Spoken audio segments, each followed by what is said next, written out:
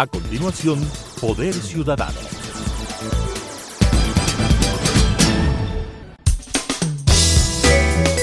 Clasificación B, bajo supervisión de un adulto.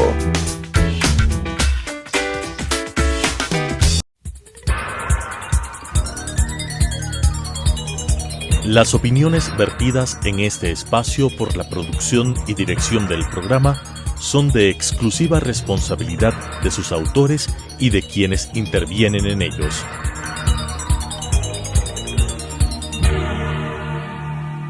Telesucesos Canal 29 UHF presenta Poder Ciudadano, una ventana construida desde la visión plural ciudadana para la expresión de sus anhelos, demandas y aspiraciones, con la conducción del doctor Patricio Picón.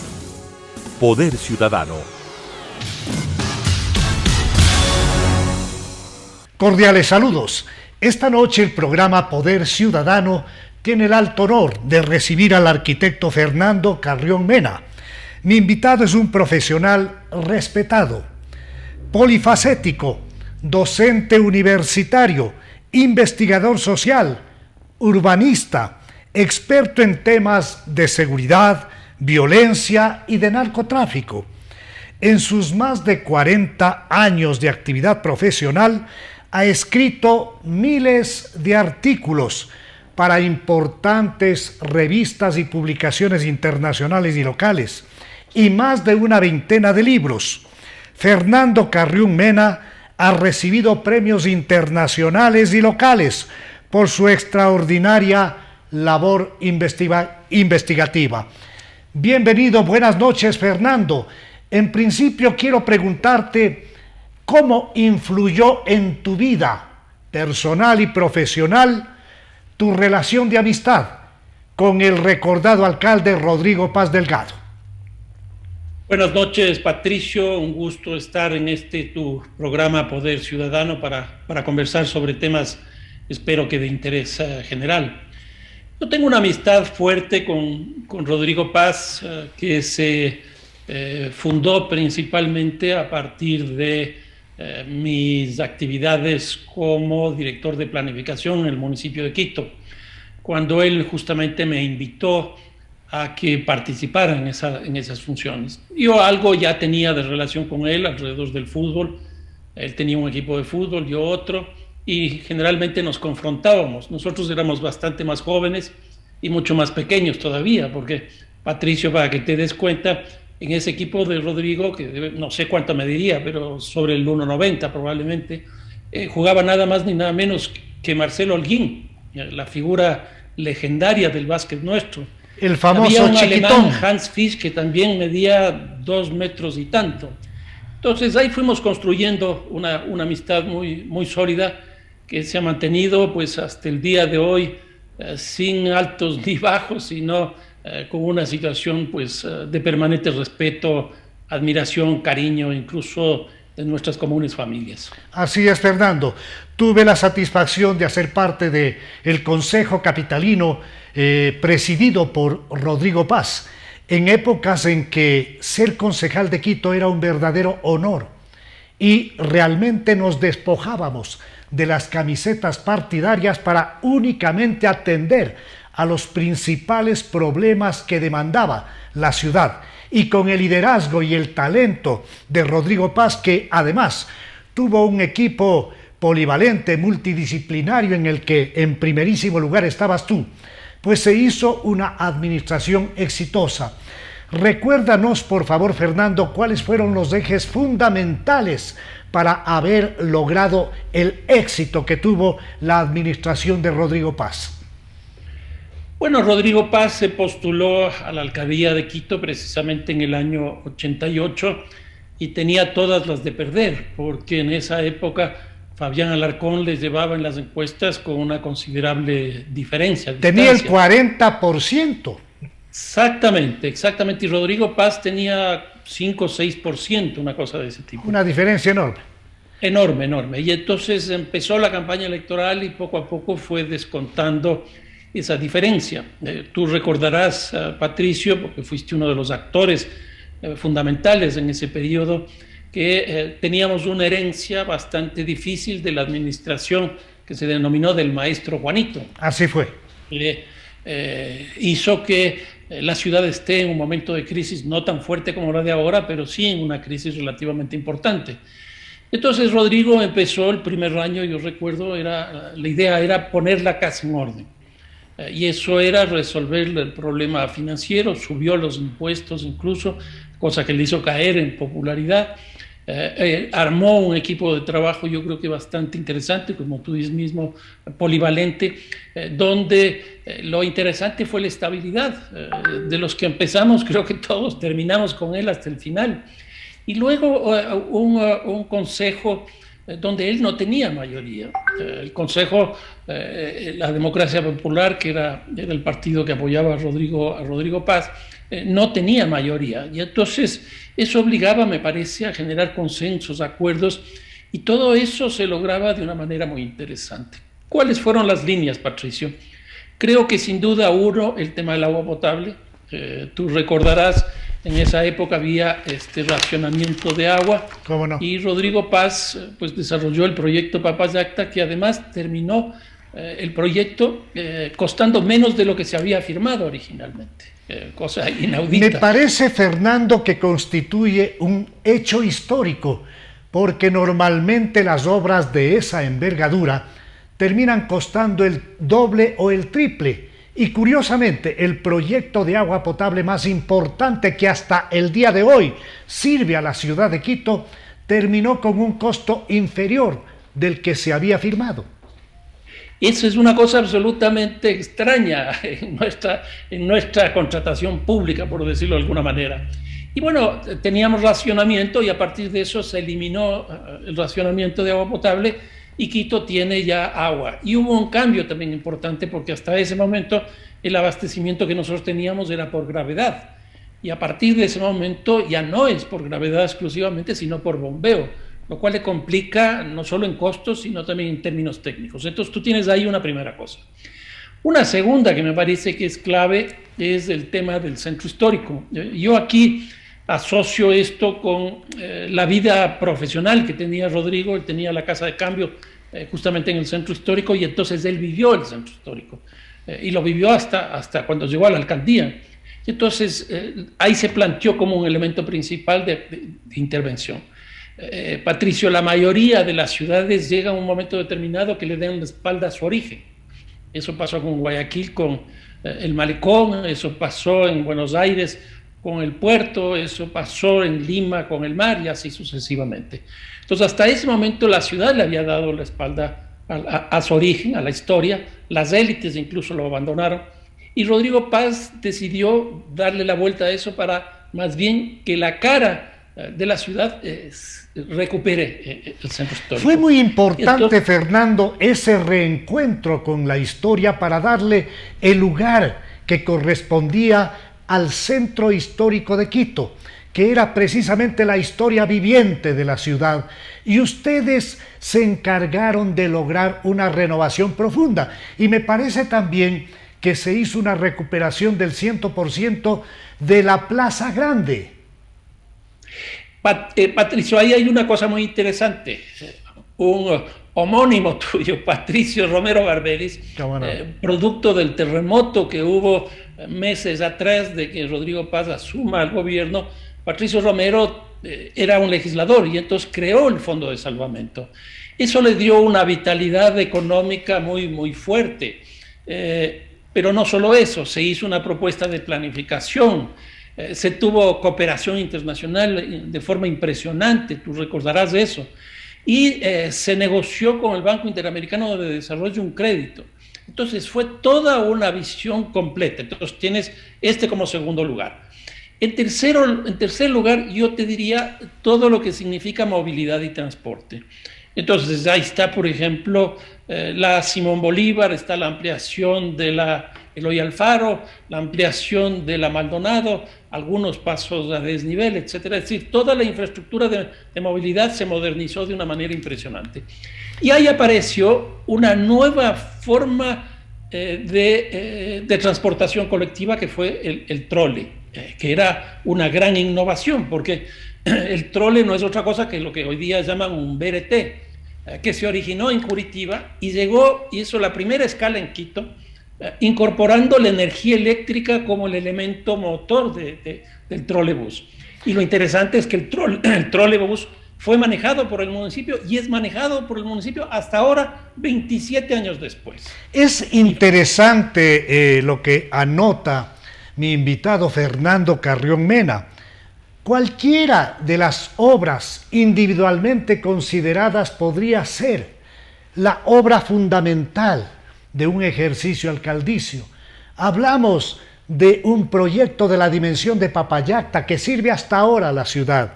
Hablamos de la recuperación del centro histórico y de ese reencuentro con la historia no solamente de la ciudad sino del país. Hablamos de obras de movilidad y también de obras que tienen que ver con el transporte público. Pero a eso, Fernando, hay que añadir aproximadamente 3.000 obras en los barrios populares de Quito. Sí, eso fue una cosa impresionante. Casi 1.000 obras por semana en una ciudad que, bueno, era la tercera parte de lo que es ahora, porque más o menos en el año 1988 Quito tenía 1.100.000 habitantes, es decir, casi la tercera parte de lo que tenemos hoy día.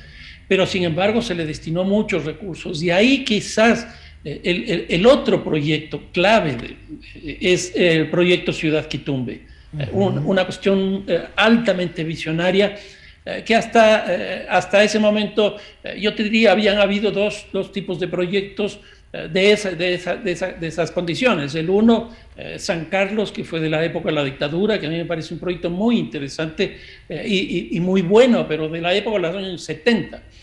Y luego está Solanda también, que es en el sur y que es un proyecto interesante. Pero yo creo que Quitumbe, bueno, primero fue una expropiación de 3 haciendas y ahí se planificó la posibilidad de que los sectores que estaban en lugares peligrosos, en las laderas de Pichincha, en las quebradas, etcétera, vayan a vivir a Ciudad Quitumbe. Y se hizo un diseño espectacular con cooperación internacional, etcétera, etcétera, que hoy día es el centro prácticamente del sur. Entonces, yo te diría, además dando importancia al desarrollo del sur de Quito, haciendo de eso, de Quitumbe, un eje a partir del cual había un nuevo desarrollo del sur de la ciudad. Eso tenía una dimensión especial en la consideración global del Quito. Y eso fue muy interesante porque eso permitió incluso una alianza entre el gobierno local y el gobierno nacional. Rodrigo Paz con Rodrigo Borja establecieron un acuerdo, valga la redundancia, que en esa época con el Ministerio de Desarrollo Urbano y Vivienda y el BEF se establecieron los acuerdos para crear lo que se denominó Ciudad Quitumbe, porque no era un proyecto de vivienda, era un proyecto de ciudad. Y entonces eso tuvo unas dimensiones francamente impresionantes. Y de esto también sacamos una nueva enseñanza. Debe existir una colaboración entre el gobierno nacional y los gobiernos locales, mucho más con la ciudad de Quito. Y tú lo que anotas tiene que ver con una serie de proyectos, partiendo por el proyecto de agua potable, que también hubo la colaboración del gobierno de Borja, y también este tipo de proyectos grandes que permitieron el desarrollo de la ciudad. Pero también ustedes desarrollaron parques gigantescos, también en el sur. En el sur y en el norte, por ejemplo, Así en el norte el parque metropolitano, que fue increíble. En el sur estaba Las Cuadras, estaba también Fundeporte, que bueno, eso se hace más desde un sentido privado, pero la idea era de una intervención pues muy completa. Y quizás aquí una cuestión, Patricio, que tú recordarás perfectamente bien cuando te diga, es el caso de Evaristo. ¿Cómo no? Evaristo fue una propuesta básicamente de construir cultura ciudadana. Un ícono comunicacional que permitía llegar a acceder fácilmente para construir ciudadanía, para establecer una verdadera escuela de comportamiento ciudadano y de apoyo al desarrollo de Quito. Eso fue una obra extraordinaria del talentoso artista Edgar Ceballos, que junto con ustedes llevaron adelante todo un proyecto de comunicación positiva que tanto falta le hace a la ciudad para recuperar esa identidad y esa posición de ser la ciudad luz de América, la ciudad que orienta al resto del país. Hemos perdido, Fernando, ciertamente liderazgo. No, hemos perdido impresionantemente. Mira, simplemente cuando tú ves en el cambio de siglo con la crisis económica que tuvimos, desde ese momento Quito no ha logrado posicionarse en el ámbito nacional, siendo la capital. Guayaquil nos planteó en el cambio de siglo la dolarización, nos planteó el tema de las autonomías y nos planteó también el tema de la desregulación y la privatización. Quito desde esa época para acá no plantea nada, no tiene ningún planteamiento, Patricio. Más bien hay un retroceso y esto me permite cruzar de un espacio exitoso, de un espacio muy aplaudido, de un espacio muy recordado por la ciudad y el país, que fue precisamente la alcaldía de Rodrigo Paz Delgado, donde tú, Fernando, fuiste uno de los principales protagonistas. Pues pasar a la otra vereda, pasar al otro segmento, cuando también Fernando Carrión Mena quiso darle un nuevo aporte a la ciudad y fue convocado por el alcalde que ahora se coge con uñas y con todo por el sillón del municipio, que se ha convertido en una situación de una lucha indigna. Pero ¿qué fue lo que te llevó a aceptar una colaboración con Yunda? Yo no lo conocía, Jorge Yunda, bueno, era un hombre público por los medios de comunicación que él manejaba, pero también por su representación en la Asamblea. Bueno, gana las elecciones, que además fue una cosa pues, impresionante, porque si tú te pones a ver, el que gana las elecciones, Jorge Yunda, lo hace con 21.35%. Es que había demasiado candidato y el retaseo electoral permitió que con una minoría se haga del sillón alcaldicio. Exactamente. Y eso se expresa que entre el primero y el cuarto haya una diferencia de menos de 4 puntos. Así es. Tú que sigues las encuestas sabes que eso se llama error estadístico. Así es. Y entonces cualquiera de los 4 pudo haber ganado y ganó 1. ¿Qué es lo que ocurre? Gana las elecciones, convoca una rueda de prensa para agradecer a sus electores, etcétera, y ahí plantea la posibilidad de que yo me integre en una rueda de prensa. Yo, como te digo, ni le conocía. Yo estaba incluso de viaje en Argentina dictando unas conferencias. Regreso, me entero de toda esta cosa, converso con mucha gente y todos me dicen, no se puede dejar la ciudad sin la mano de Dios. Y bueno, le acepto. Me pongo a trabajar, hice como 10 proyectos durante un poquito menos de un año y luego me di cuenta de que eso no caminaba. Así que me retiré y creo que desgraciadamente la ciudad ha entrado en una situación muy, muy compleja. Que yo creo que lo más complicado, Patricio, no sé si estés de acuerdo conmigo, es que hay un proceso de hiperpolitización de la justicia y una mirada también de la política estrictamente desde el ámbito de la justicia. O sea, hay una politización de la justicia y hay una judicialización de la política. Y eso es muy grave porque un país que no tiene una justicia independiente, una justicia que solamente opere con apego a tablas procesales y a la ley, pues no es justicia. Y la politización lo único que hace es corromper a la justicia. Pero bueno, en razón del corto espacio que tenemos en este programa, yo quisiera plantearle al arquitecto Carrión Mena que nos dé su visión de cuáles serían los ejes fundamentales para proyectar lo que yo digo una agenda de transición, porque estoy seguro que de todas maneras en los próximos días o semanas se va a clarificar esta situación porque es insostenible. Yunda ya no puede estar, perdió no solamente legitimidad, sino respeto ciudadano y ya no puede estar frente a la alcaldía de Quito. Pero ¿cuál sería, Fernando, una propuesta transicional? ¿Cuáles serían los fundamentales puntos para desarrollar una propuesta que permita ordenar a la ciudad y buscar algún tipo de salida a determinadas obras, como por ejemplo la de movilización con el metro que está tan retrasada, y otro tipo de obras como el manejo de la basura y otras más? ¿Cuál es la visión del experto, del planificador? A ver, Patricio, yo creo que estoy absolutamente de acuerdo contigo de que debe entrar un gobierno de transición en la ciudad de Quito, y me parece que aquí lo primero que habría que hacer es plantear una reforma al Código de la Democracia. Una reforma que debería tener lo siguiente: primero, reducir el número de partidos políticos. No puede ser que en Quito tengamos 18 candidatos para que finalmente nuestro alcalde tenga 20% de aceptación. Eso no puede ser. Entonces, reducir el número de partidos políticos. En segundo lugar, de que desaparezcan los partidos de alquiler. ¿Por qué esto? Si tú te das cuenta, tanto el alcalde Yunda como el alcalde Guarderas, los dos provienen de un partido de alquiler. Los dos provienen de un partido de alquiler. Exactamente, de un partido de alquiler. Así es, Fernando. Tercero. Pero también Edith Backup también viene de un partido de alquiler. Así es.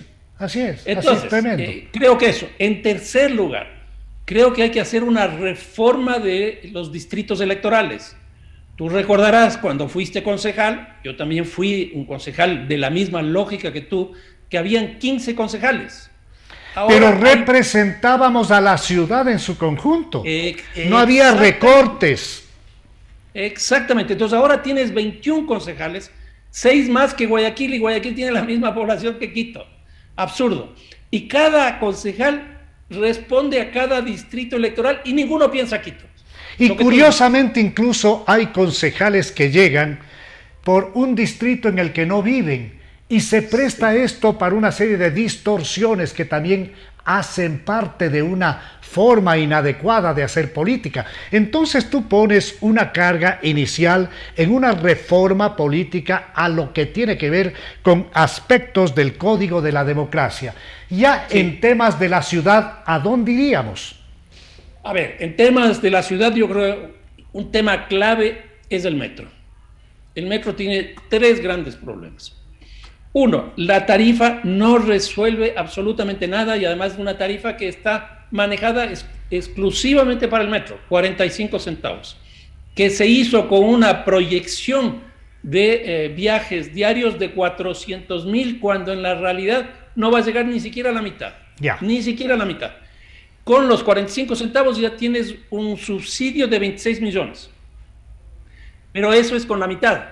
En otras palabras, el subsidio real va a ser más de 50 millones de dólares. Entonces, uno es la tarifa. 2 es el sistema multimodal, es decir, que se integren todos los modos de transporte al metro. En otras palabras, que se urbanice el metro para que se integre toda la ciudad al metro. Te ruego acortar estos puntos en función del tiempo, Fernando. Bueno, y en tercer lugar, el modelo de gestión, que bueno, ya está definido. Entonces, tienes esos 3 temas, el metro.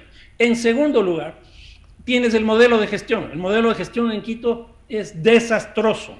Le cuesta nada más ni nada menos que el 25% del presupuesto municipal. Hay que cambiar ese modelo de gestión. En tercer lugar, hay que generar una reactivación económica, y aquí hay que hacer 2 alianzas. Uno con los sectores de la producción y otra con el gobierno nacional. Yo creo que el Quito del encuentro tiene que ser la misma política del gobierno nacional, en términos de que se encuentren los dos para encontrar una salida al desarrollo económico. Creo que después viene, que ya está en buen avance, el tema de la política de salud.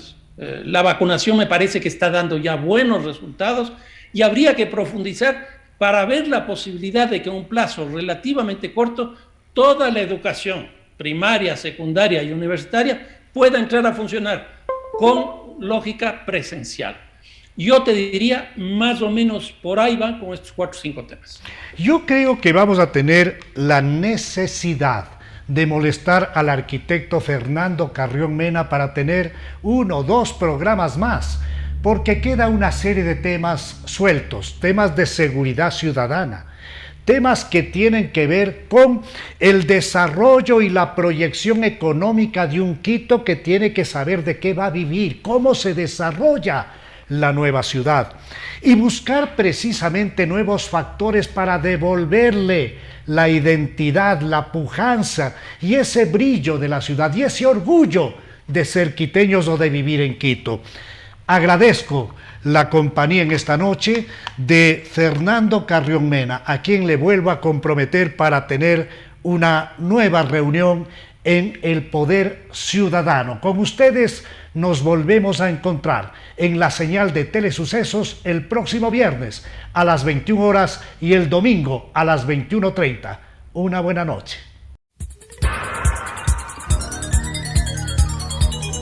Las opiniones vertidas en este espacio por la producción y dirección del programa son de exclusiva responsabilidad de sus autores y de quienes intervienen en ellos.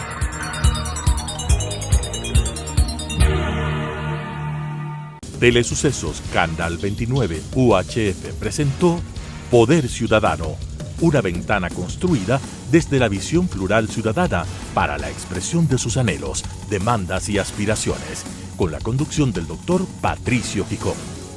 Poder Ciudadano.